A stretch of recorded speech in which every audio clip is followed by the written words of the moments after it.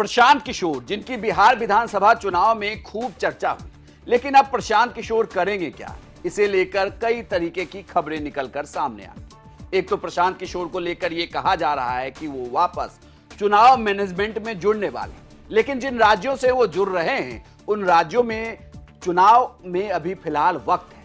तो जो प्रशांत किशोर बिहार विधानसभा चुनाव परिणाम के बाद ये दावा कर रहे थे कि वो मकर संक्रांति से बिहार में फिर से पदयात्रा करेंगे और उन महिलाओं को पैसा भी दिलवाएंगे जिन्हें 10,000 तो मिल गए, लेकिन अब सरकार से 2 लाख रुपए मिलने, उसके लिए वो लगातार लोगों से संपर्क करेंगे। लेकिन बड़ी बात इतनी नहीं है कि प्रशांत किशोर पदयात्रा कर लेंगे, लेकिन प्रशांत किशोर की पार्टी अब यह ढूंढ रही है कि बिहार विधानसभा चुनाव में उनकी हार क्यों हुई, जब इस तरीके से उन्हें लगातार सोशल मीडिया पर जन समर्थन मिल रहा था, पब्लिक के बीच से जन समर्थन मिल रहा था, लेकिन वह वोट में कन्वर्ट क्यों नहीं हुआ। जनसुराज को बिहार में कुल 16,77,573 वोट मिले थे, लेकिन इस वोट का प्रतिशत अगर आप निकालेंगे तो कुल चुनाव में पड़े वोट का महज 3.25% है। यानी कि चुनाव के परिणामों में इस वोट की वजह से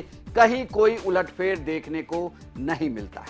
238 सीटों पर चुनाव लड़ रही प्रशांत किशोर की पार्टी जनसुराज का 236 सीटों पर जमानत जब्त हुआ। सिर्फ एक सीट पर उनके उम्मीदवार दूसरे नंबर पर है। 2 सीटों पर लगभग उनके उम्मीदवारों की वजह से जीत हार का दल बदल गया। यानी कि जहां एनडीए जीत रही थी वहां महागठबंधन जीता।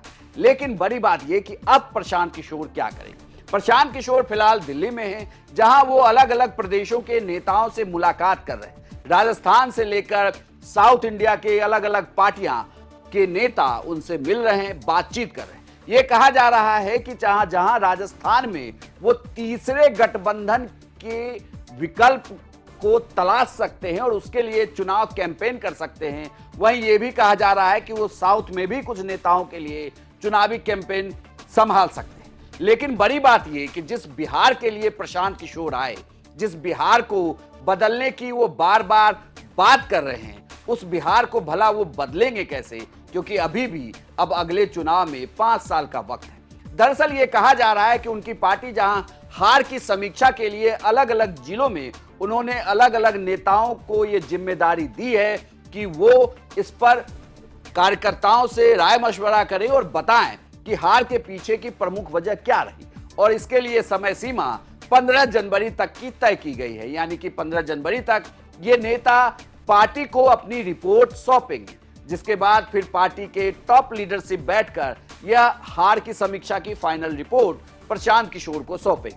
लेकिन बड़ी बात यहां से यह है कि जो हार होनी थी वो तो हो गई, अब इसके बाद आगे क्या, क्योंकि प्रशांत किशोर के साथ एक बहुत बड़ी टीम भी काम कर रही थी, जिसे लेकर भी ये कहा जा रहा है कि वो भी इसी उधेड़-बुन में है कि बिहार की राजनीति में अब जनसुराज का क्या होने वाला है। हालांकि प्रशांत किशोर बार बार ये कह रहे हैं कि वो बिहार छोड़कर जाने वाले नहीं हैं, बिहार की राजनीति ही करते रहेंगे। लेकिन बड़ा सवाल यही है कि इस राजनीति को करने में और परिणाम को आने में क्या पूरे 5 साल का इंतजार किया जाएगा। हालांकि राजनीतिक जानकार ये बता रहे हैं कि प्रशांत किशोर बिहार में पंचायत चुनाव में कुछ उम्मीदवारों को अपने पार्टी का समर्थन दिला सकते हैं। लेकिन आपको बता दें कि बिहार में पंचायत चुनाव किसी भी पार्टी समर्थित सिंबल पर नहीं होता है, इंडिपेंडेंटली यह चुनाव होता है।